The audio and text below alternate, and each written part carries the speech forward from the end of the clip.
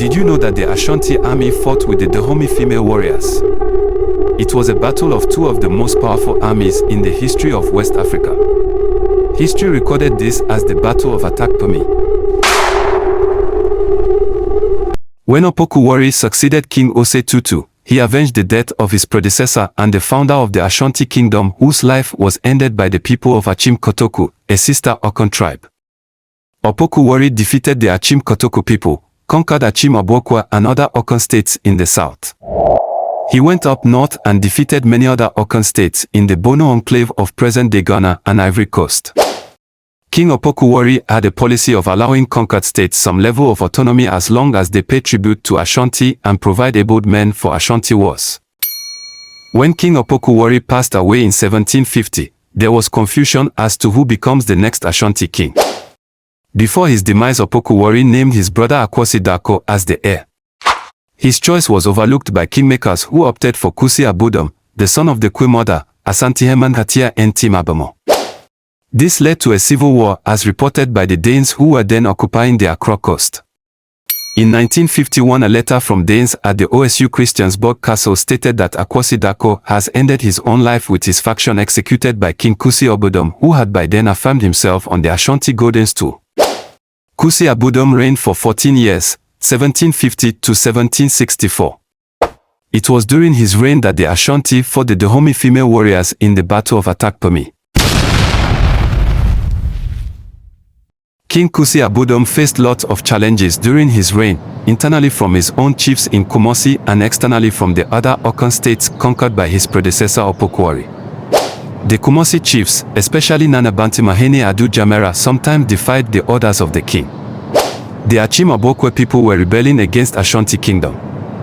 They teamed up with Achim Kotoko, Donchura, Chifo, Wasa, the other southern Okon states under the Ashanti kingdom to destroy the route to the coast to ruin trade between the Ashantis and the Dutch, their European allies. Achim Abokwe believed blocking Ashanti's access to the coast would mean denying them supply of guns from the Dutch allies, and that would make them free themselves from Ashanti rule. Nana Bantimahene Adu Jamera warned King Kusi Abodam against the actions of Achim Abokwe and asked for war to be declared on them, but the king was reluctant in ordering his army to attack their vassal state. The chief of Bantima even threatened the king with impeachment, but it didn't move him. The Dutch ally on the coast blamed the king for watching on sheepishly for the trade route linking Ashanti to the coast to close due to the never-ending attacks on Ashanti traders by Achim rebels.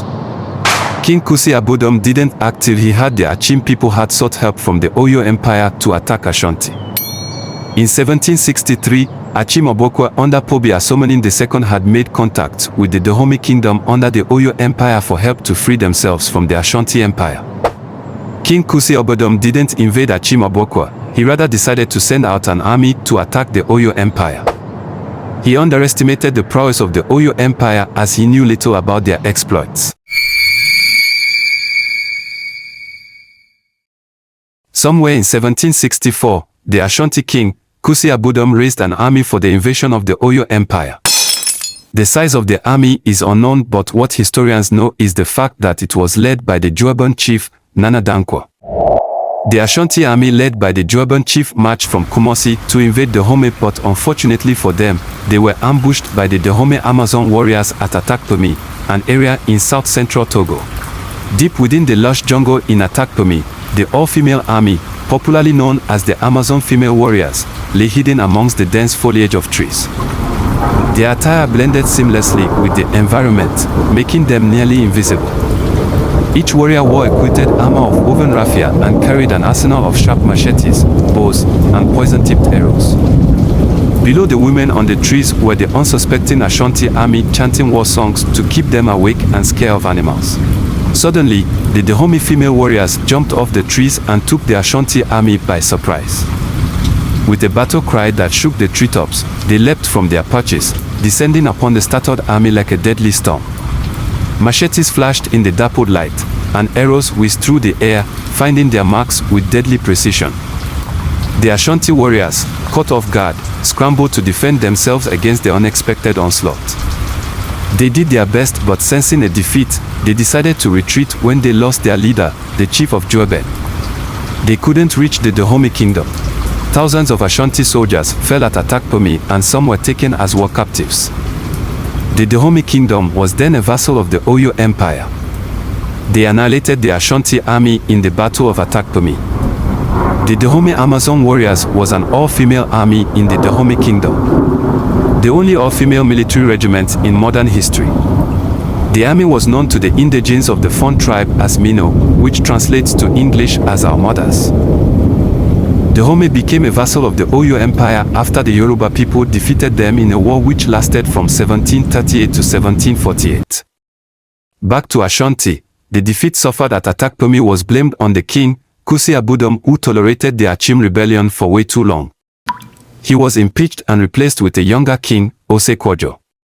History regards Kusi Abodam for being so soft in his reign as the Ashanti king. He banned human sacrifice, but this would be restored after he was impeached. As the occupant of the Ashanti Golden Stool, Kusi Abodam introduced what was known as etitorode, a fine paid by persons found guilty of capital crime and given death sentence. The young king Osei Kwadwo, the third Ashanti king, came to right the wrongs of his predecessor, Kusi Abodam, who was impeached for failing to deal with the Achim rebellion and for the defeat suffered at Atakpame. Few months on the Golden Stool, the young king himself led an army to Achim Abokwa. They surrounded the whole town and made sure even animals couldn't escape. The Oyo Empire couldn't come to the aid of the Achim this time round. The Achim king, Pobi Asomanin II, and other important chiefs chose to end their lives than to live and become Ashanti war prisoners. Having defeated Achim Abokwa, King Osei Kwadwo marched an army to the Fanti coast to secure the trade route. The Ashanti army had their post at Abura, a prominent Fanti town. Though the reasons for stationing the Ashanti army at Abura was to ward off rebels, punish rebellious vassal states and ensure the trade route is safe for everyone, the Fantis didn't trust the Ashantis. They didn't like the idea of hosting an Ashanti army on their land for a long period. To demonstrate his peaceful intentions, King Osei Kwadwo gave the Fantis one of the Ashanti royals as a hostage. The suspicion didn't stop as the Fantis believed the real intent of the Ashantis was to dominate the coast. Fight broke out between the Fantis and the Ashantis, leading to the withdrawal of the Ashanti army from Abura. After the fight and withdrawal, the Fantis felt the Ashantis would attack, so they formed alliance with neighboring Trifo and Wassa for any future attack by the Ashanti king Osei Kwadwo. After many diplomatic talks, they found truce in 1766. In 1768, the Ashanti king Osei Kwadwo got the wind that Yonogoribo, the king of Dagbon, has been planning to march down south and overwhelm him. He acted swiftly and took Yonogoribo by surprise by deploying an army led by Kumosi Adontahin Kwame Pite to conquer Dagbon. The chiefs of western Dagbon left Yonogoribo at the mercy of the Ashanti army, who took him as a prisoner. When he was being carried to Kumosi, his nephew Noziblim, the chief of Nasa, interceded and he was released at Yeji. Yonogoribo agreed to pay a tribute of 500 slaves annually to Ashanti. The Adontahin Kwame Pite was given 1/10 of this payment. Osei Kwadwo then stationed several officials at Saloga and Yendi to collect taxes for transactions which took place in the market. Ashanti always treated Dagbon with respect as a powerful kingdom, although tributary to their king. Due to their distinction service to Ashanti wars, they bestowed their highest accolade, Kotoko, on the Dagbon kingdom and also the Nzima tribe in the west and their eastern ally, Anglo. The Atakpame war changed Ashanti foreign policy. They started clamping down on potential foreign threats to the kingdom's interest before they could get out of hands. Another thing Ashanti learnt as a result of this war was the style of building they saw at Atakpame. The mud house style of building, known in the Okon language as Atakpame, became popular in the Ashanti kingdom and they named it after the originators, Atakpame. Thanks for watching. Kindly subscribe to this channel for more content on African history, culture, folktales and tourism.